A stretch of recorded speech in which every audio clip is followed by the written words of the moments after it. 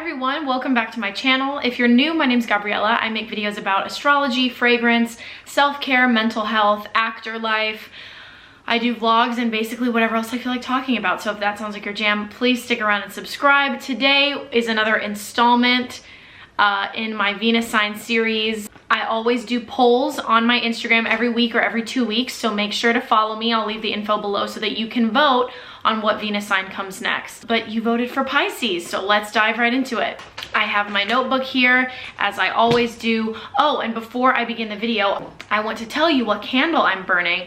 This is the Capri Blue Gilded Muse Volcano candle, and this is tropical fruit and citrus. Ooh, and it is gorgeous.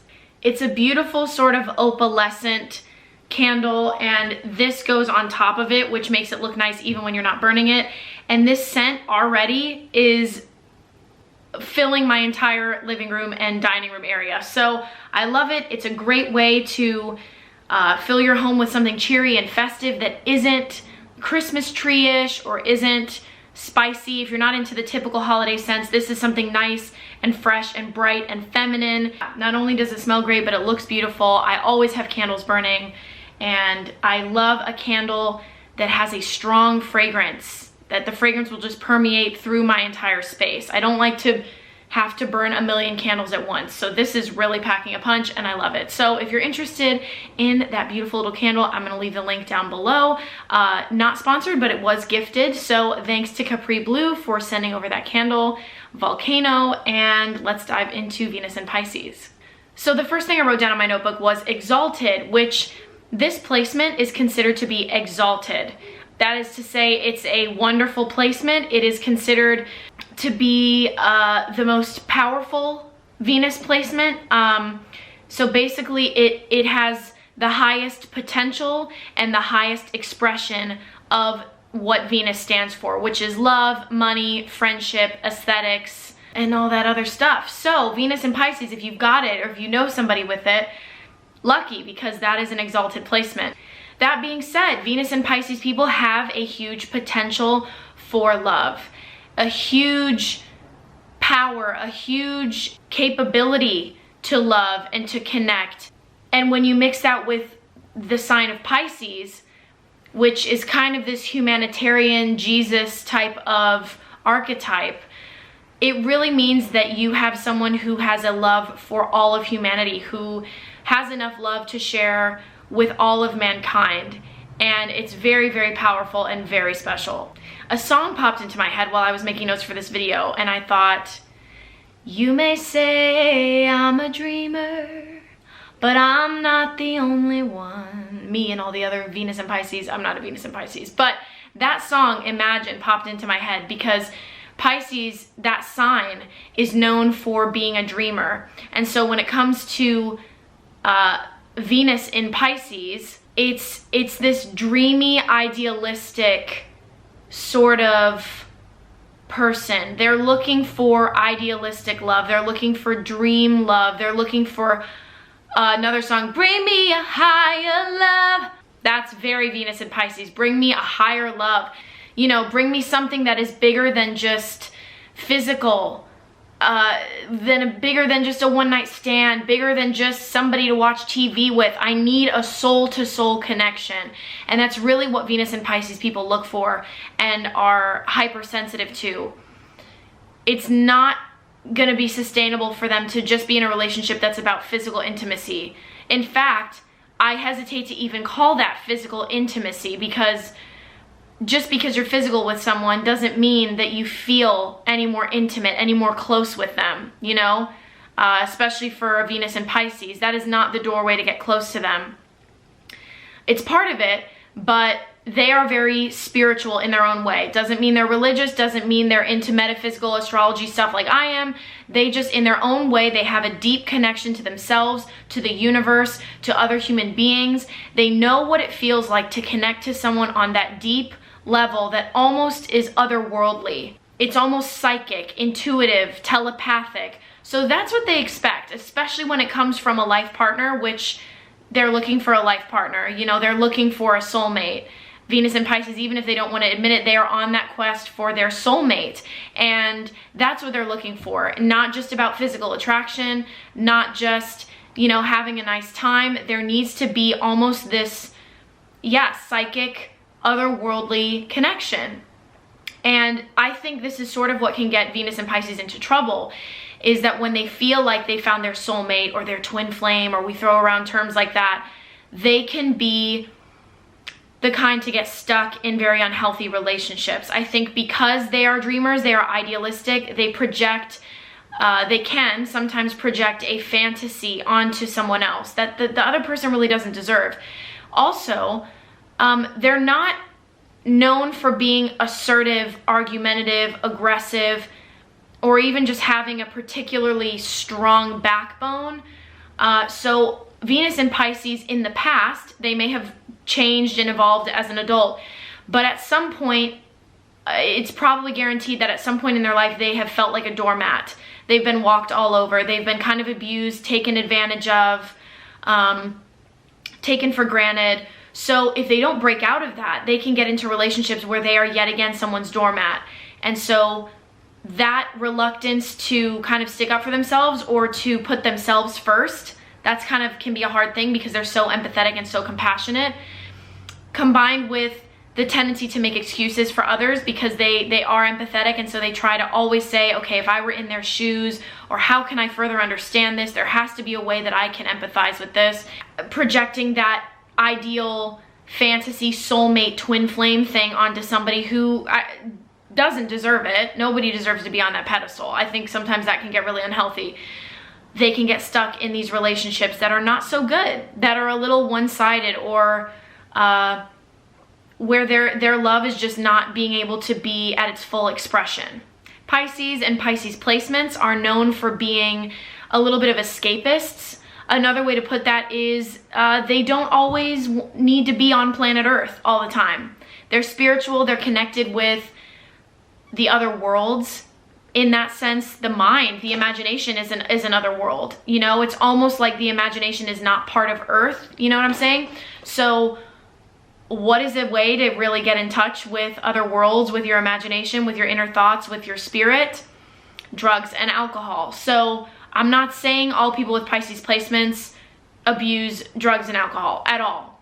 But when it comes to Venus and Pisces, they might really enjoy getting high and having conversations with their friends, deep conversations, or they might enjoy physical intimacy with the aid of substance, or rather, you know, engaging in physical intimacy while being on a substance.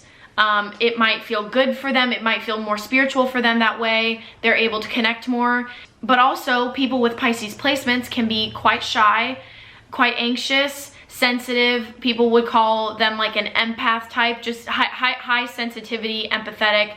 So sometimes I think that's the reason why Pisces placements, well, undoubtedly actually, they can sometimes turn to substances, because it really does help them relax, open up, maybe access the parts of themselves that they wish they could access all the time, like the less shy part, less anxious, things like that. So you may find that they get a little more frisky and more physical when under the influence. Venus and Pisces really become spiritually enmeshed with the people that they become involved with, whether that's friends or a romantic partner.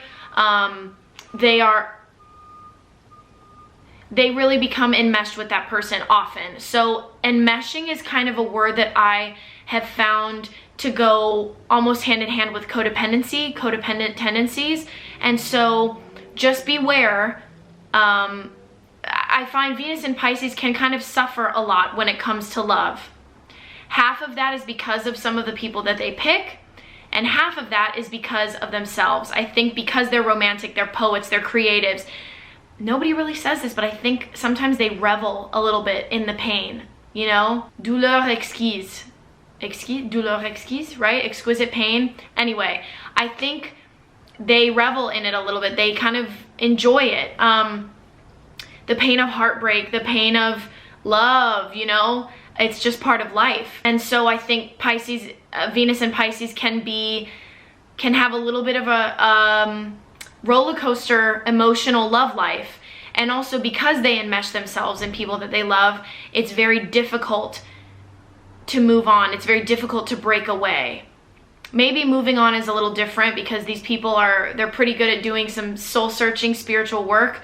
So maybe it doesn't take them that long to move on, but to actually break away, very difficult, very difficult. I also think Pisces, because of their romantic nature and because they're sort of this fish go with the flow energy, I think Venus and Pisces also sometimes have an issue with boundaries and setting boundaries. I think they might not even like the idea of boundaries. It kind of feels limiting to them.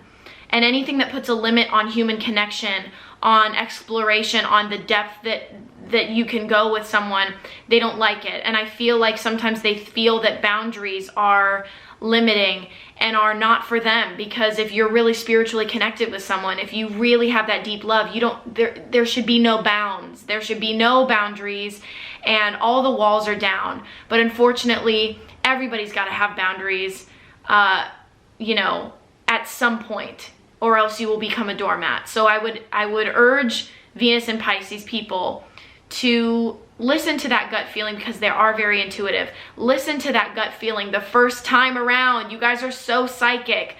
Listen to that and trust it, so that later down the line, you don't have to assert a bunch of boundaries that this person wasn't even going to respect in the first place. It's a lot harder to assert boundaries when you choose people who don't respect boundaries. So just keep an eye out for that. So in terms of love languages, I always talk about this in every Venus sign video.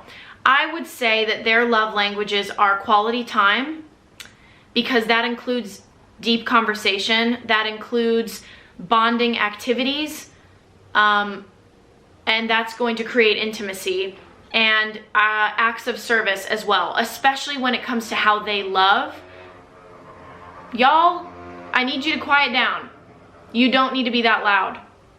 You don't need to have something so loud. Acts of service, yes, because Pisces, they remind me of Virgo.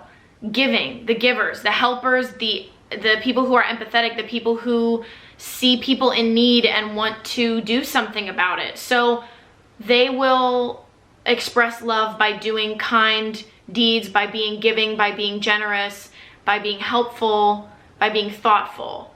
So yeah, I would say quality time, especially on the receiving end. They need you to spend quality time with them, and then acts of service. I think it's really important for Venus and Pisces to have friends who are emotionally intelligent.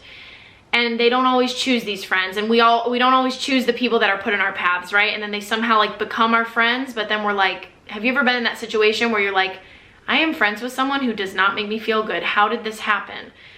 I swear I have the worst luck with my battery and my memory card and all that stuff when I'm filming. But anyway, you know, we get in these situations where we're friends with people somehow that we realize maybe if we met today or I knew all this stuff about you, I wouldn't pick you as a friend. And I feel like Venus and Pisces can get into those situations again because of that sensitivity, of that nature to kind of justify other people's behavior before they really call them out on it. And I think it's important for Venus and Pisces, I mean for everyone, but especially Venus and Pisces, to pick emotionally intelligent friends, to pick friends who prove themselves to be empathetic and kind and thoughtful and aware of how they make you feel, aware of how they speak to you. I think Venus and Pisces will be very fulfilled also by friends who share the same depth that they do. If you share faith, or at least you have friends that want to talk about things like that, you know, whether they want to talk about astrology and or conspiracy theories or past lives or their religion.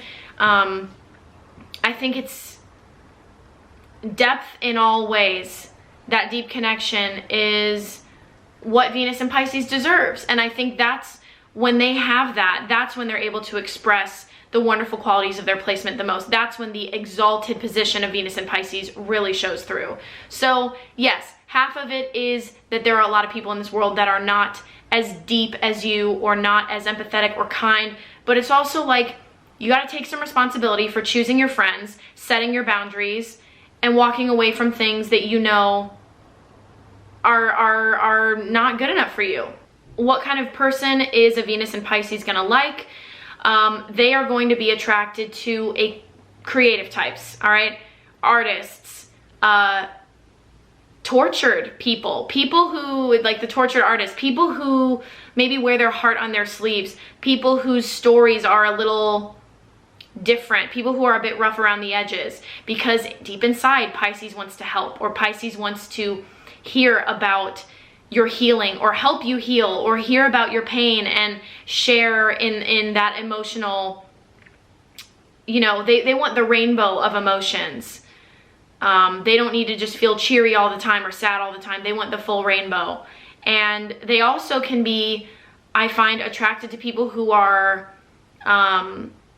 who have some kind of struggle. So whether it's just a life circumstance struggle, whether it's an illness, like a chronic illness, or people who are battling in some way, Pisces is there for them. And that just makes me think of Jesus, you know, the Pisces archetype. They're definitely not demanding people to be perfect and pure and unscarred and, you know, unjaded even. They might like that. A little bit of skepticism, a little bit of dry humor, even a little bit of like kind of like not negative, but like glass half empty type of people. A Pisces could kind of handle that, because they're like, well, let me put a spin on it. Or, yeah, your feelings are valid, let's talk about them. You know, they're not a sign that's trying to get, let's be happy, okay? I don't like a Venus in Aries, you know, or Venus in Leo. Like, I don't want to dwell on the feelings, let's just be happy, can you just wrap it up? Not Venus and Pisces. They're gonna want, yes, creative types, dreamers, people with vision. Doesn't mean that they have to have an actionable blueprint yet, but people with a vision, with a dream. They like people whose lives are dedicated to achieving that dream, whatever that is. That's very attractive. You need to have a purpose. You need to have a calling. It's very attractive, rather than I hate my job and I hate what I do and I'm just going through the motions because I'm a robot and a cog in the system, whatever, like cog in the whatever you call it. No matter what you do, a Venus in Pisces is gonna like somebody who loves what they do with their life. They have a passion and a zest and a sort of idealistic view about what they do, and they feel like what they do really matters. And maybe it might be giving back in some way, or you might have a deep reason why this is what you do, because you have an emotional tie to it. You know, they want all of that. It's almost like acting. When you think about how an actor prepares for their role, they think about the backstory, and a Venus in Pisces wants to know that. They want to know that you have that you have the backstory and the emotional ties and the connection. So definitely gonna like people who are, again, like their friends, able to talk about the spiritual or kind of otherworldly stuff that they're into, whatever that might be. They're probably going to end up with somebody who takes initiative, someone who makes the first move, because Pisces can be very, very shy. And it's funny because I have a couple friends with Venus and Pisces, and they're really, when I first met them, they were so shy. I thought they were even afraid. I have a friend where I was like, I just thought you, I mean, I guess she was afraid. We met in a rehearsal and she was like, I was terrified and anxious. And so we didn't speak for a couple days, and then I think I cracked one joke. I think my Leo energy was like, hey, or my Venus in Libra was like, hey girl, and she was like, hi. So we realized we were good, and then we just became fast friends. But a Venus in Pisces is going to be friends with, and is going to probably end up with someone who takes more of the initiative. They're not really a first move type of person. So, you know, it's going to be hard, because those people sometimes are not the people that take initiative, like a Venus in Aries. I'm not sure that that's a long-term thing, but those people that take chances and that take risks have a much better chance of being with a Venus in Pisces person. So just know that if you're interested in one. Most of all, I'm gonna say that a Venus in Pisces needs friends and needs to surround themselves with people who support their dreams. You cannot, your poison is to be with people who belittle your dreams, who scoff at them, who think you need to tone it down a little bit, who think they're unrealistic, who encourage you, well, you need to have a plan B and you really need to have a good one, because I don't know if plan A is gonna work out.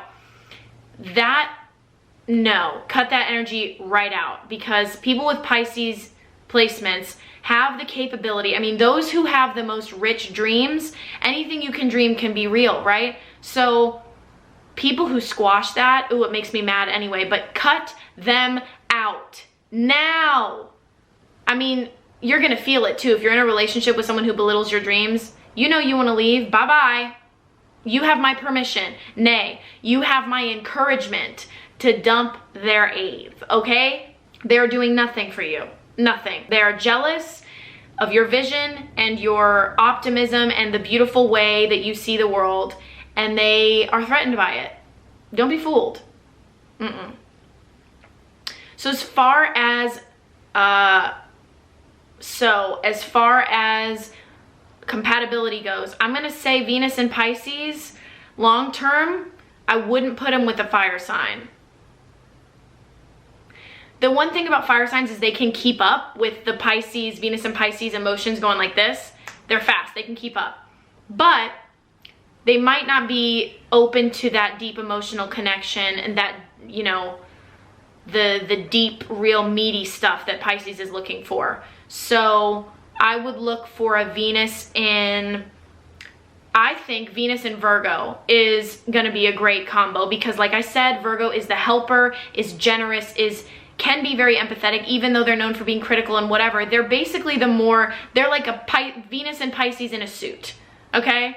I think that's just it's gonna be easy with a Venus and Virgo. You're gonna understand, or people with Virgo placements, because they're gentle and they're thoughtful and they're gentlemanly, gentlewomanly, whatever. They have manners.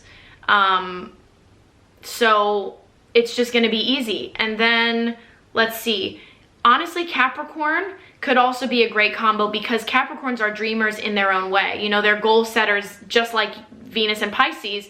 It's just, it looks a little different. But the heart of it, they're coming from, usually, if it's not just about money, they're coming from a place of passion, even if it's just, yeah, I'm not crazy about my job, but I make a lot of money and I want to make money so that I can buy that vacation home here and have my family. You know, there is still always a driving force to what they do. And so I think that will make sense. And I think the Capricorn will ground the Pisces emotionally, and the Pisces will bring some depth and opening up of the emotional blockages that maybe the Capricorn has. Taurus could be fun too, because Taurians are quite romantic as well. Scorpio, other water signs, you guys are gonna speak the same language, but for me, it terrifies me, because I'm like, that's a lot of emotional roller coasters, either with a Cancer or a Scorpio. And with the Scorpio, you have sometimes the tendency towards emotional manipulation. And with someone like a Venus and Pisces who's already susceptible to that, so I'm still gonna go with Virgo being my favorite. But I'm sure there are people out there with water Venuses, and it's great. But it just depends on the person. You wanna pick, like I said, half of it is up to you to pick evolved, intelligent, respectful partners, okay? Know yourself, know thyself, and you shall be able to live the life you want to live, okay? All right, so that is my Venus and Pisces video. I hope you enjoyed it, and I will talk to you in my next one. Mwah! Bye, guys.